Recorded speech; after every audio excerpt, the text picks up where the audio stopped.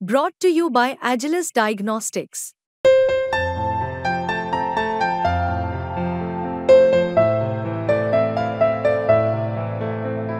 Agilus Diagnostics.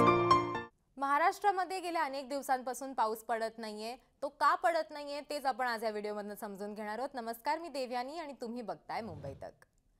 पावसाने गेल्या अनेक दिवसांपासून महाराष्ट्रात सुट्टी घेतली आहे. ते का आहे? कारण पाऊस पडण्यासाठी एक विशिष्ट प्रकारचं वातावरण तयार व्हावं लागतं आणि तेच वातावरण सध्या महाराष्ट्रात किंवा आजूबाजूच्या परिसरामध्ये तयार झालेलं नाहीये. पाऊस पडण्यासाठीची जी अनुकूल स्थिती असते ती तयार झालेली नाहीये आणि म्हणूनच आपल्याला महाराष्ट्रात फार ठिकाणी पाऊस बघायला मिळत नाहीये.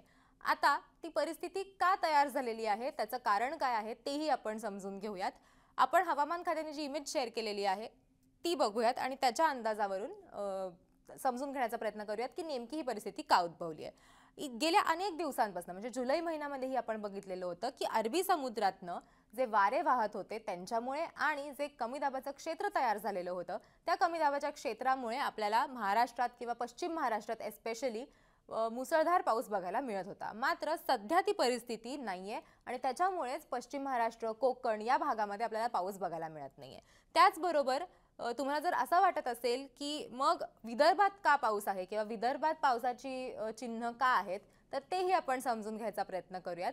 बंगालच्या खाडीमधनं गेल्या अनेक दिवसांपासून वारे वाहत होते ज्यांची दिशा आता साधारण बदललेली आहे. मात्र ती विदर्भाच्या दिशेने असल्यामुळे विदर्भात आपल्याला काही ठिकाणी पाऊस बघायला मिळतोय. अनुपम कश्यपी जे पुण्यात हवामान खात्याचे प्रमुख होते ते काही दिवसांपूर्वी रिटायर झालेले आहेत. त्यांनी देखील काही माहिती शेअर केलेली आहे. ती काय आहे तेही आपण समजून घेऊयात. त्यांनी असं म्हटलेलं आहे की rain to reduce in state except for in Vidarbha in next 3 to 4 days. म्हणजे महाराष्ट्रामध्ये आपण विदर्भ सोडलं तर पाऊस जो आहे तो हळूहळू कमी होणार आहे. त्याचबरोबर 3 influence of monsoon trough UACs in S Jharkhand and SE UP likely to keep monsoon active in Vidarbha. म्हणजेच काय, अप्पर एअर सायक्लोन UAC म्हणजे अप्पर एअर सायक्लोन जे तयार झालेलं आहे त्याच्यामुळे आपल्याला विदर्भाच्या बाजूला पाऊस पडण्याची जी शक्यता आहे ती वर्तवली जाते. कारण की झारखंड आणि UP याच्या दिशेनं जे वारे आहेत ते वाहत आहेत आणि त्याच्यामुळेच पावसाची जी परिस्थिती आहे ती उद्भवू शकते किंवा मध्यम ते मुसळधार स्वरूपाचा पाऊस जो आहे तो विदर्भामध्ये पडू शकतो असं म्हटलं जात आहे. त्याच्या पुढे त्यांनी काय सांगितलेलं आहे तर फीबल ऑफशोर ट्रफ म्हणजे जसं मी मगाशी म्हटले की कमी दाबाचं जे क्षेत्र आहे किंवा कमी दाबाचा जो पट्टा तयार झालेला आहे तो कमी प्रमाणात आहे, त्याच्यामुळे फारसा पाऊस आपल्याला बघायला मिळणार नाही. South of Gujarat to north of Kerala likely to keep districts of Konkan and Ghats of Madhya Maharashtra active for 48 hours. Pune city light rain likely. म्हणजेच काय तर गुजरात पासून आपण जर बघितलं गुजरात पासून खाली केरळ पर्यंत साधारण एक कमी दाबाचं क्षेत्र जे आहे ते थोड्याफार प्रमाणात ॲक्टिव्ह आहे आणि त्याच्यामुळेच पाऊस महाराष्ट्रात म्हणजे या भागामध्ये पडू शकतो असं म्हटलं जात आहे. कोकण आणि मध्य महाराष्ट्रातला जो घाट परिसर आहे तिथे पाऊस पडेल असा अंदाज त्यांनी वर्तवलेला आहे. आणि पुणे शहरासाठी त्यांनी असं सांगितलेलं आहे की पुढच्या 48 तासांमध्ये पुणे शहरामध्ये आपल्याला पाऊस बघायला मिळू शकतो. त्याच्यामुळे हे फार तांत्रिक जरी असलं तरी आपल्याला हे समजून घेणं गरजेचं आहे की पाऊस सुट्टी घेतो म्हणजे काय करतो तर जी अनुकूल परिस्थिती हवी असते पाऊस पडण्यासाठीची ती परिस्थिती सध्या नाहीये, त्याच्यामुळेच आपल्याला पाऊस बघायला मिळत नाहीये. पुढे आपण जाऊयात आणि हवामान खात्याने जे ट्विट्स करून हवामानाचा अंदाज सांगितलेला आहे तो काय आहे ते समजून घ्यायचा प्रयत्न करूयात. पुढील 24 तासांसाठी मुंबई शहरासाठीचा काय अंदाज आहे तर शहर आणि उपनगरामध्ये मध्यम स्वरूपाचा पाऊस बघायला मिळेल. कमाल आणि किमान तापमान हे 32 आणि 26 असेल असा अंदाज त्यांनी सांगितलेला आहे. त्याच्यानंतर आपण पुढच्या इमेजवरती विदर्भ आणि मराठवाडा तिथे काय नेमके अंदाज आहेत तेही जाणून घ्यायचा प्रयत्न करूयात.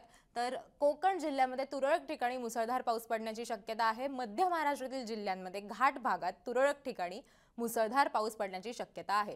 म्हणजे जसं मी तुम्हाला मगाशी सांगत होते की मध्य महाराष्ट्र आणि घाट भाग जो आहे तिथे पाऊस पडण्याची शक्यता का आहे तर जसं त्यांनी त्यांच्या अंदाजामध्ये वर्तवलेलं आहे की गुजरातपासून केरळपर्यंत कमी दाबाचं जे क्षेत्र आहे ते काही प्रमाणात अजूनही ॲक्टिव्ह असल्यामुळे या भागामध्ये पाऊस पडू शकतो.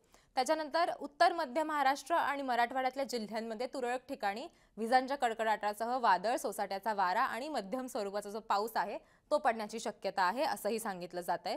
त्याचबरोबर विदर्भातील जिल्ह्यांमध्ये तुरळक ठिकाणी विजांच्या कडकडाटासह वादळ, सोसाट्याचा वारा आणि मुसळधार पाऊस पडण्याची शक्यता आहे असं हवामान खात्यानं त्यांच्या ऑफिशियल ट्विटरच्या हँडलवरती किंवा एक्स जे आता झालेलं आहे त्याच्यावरती ट्विट करून सांगितलेलं आहे। पुढे आपण कुठल्या जिल्ह्यामध्ये कुठला अलर्ट देण्यात आलेला आहे, कुठे ऑरेंज येलो अलर्ट देण्यात आलेला आहे का तेही समजून घ्यायचा प्रयत्न करूयात।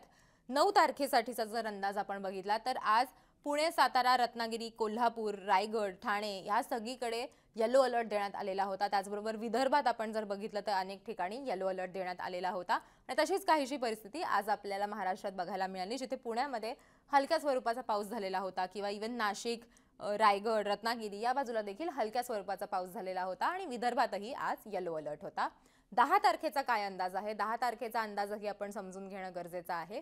10 तारखेला पुणे आणि रायगडमध्ये येलो अलर्ट देण्यात आलेला आहे। त्याचबरोबर वर्धा, चंद्रपूर, गडचिरोली, गोंदिया, नागपूर, भंडारा इथे देखील येलो अलर्ट देण्यात आलेला आहे। येलो अलर्टमध्ये मध्यम ते हलक्या ते मध्यम स्वरूपाचा किंवा मध्यम ते मुसळधार स्वरूपाचा जो पाऊस आहे तो पडण्याची शक्यता असते, त्याच्यामुळे लोकांनी थोडं सतर्क राहावं असं हवामान खात्याकडनं सांगितलं जातं। त्याच्यानंतर आपण जर बघितलं तर पुणे आणि रायगडमध्येही येलो अलर्ट आहे। त्याचं जसं आपण मगाशी कारण बघितलं की कमी दाबाचं क्षेत्र जे आहे ते अजूनही काही प्रमाणात ॲक्टिव्ह असल्यामुळे सध्या आपल्याला इथे येलो अलर्ट देण्यात आलेला आहे हवामान खात्याकडनं।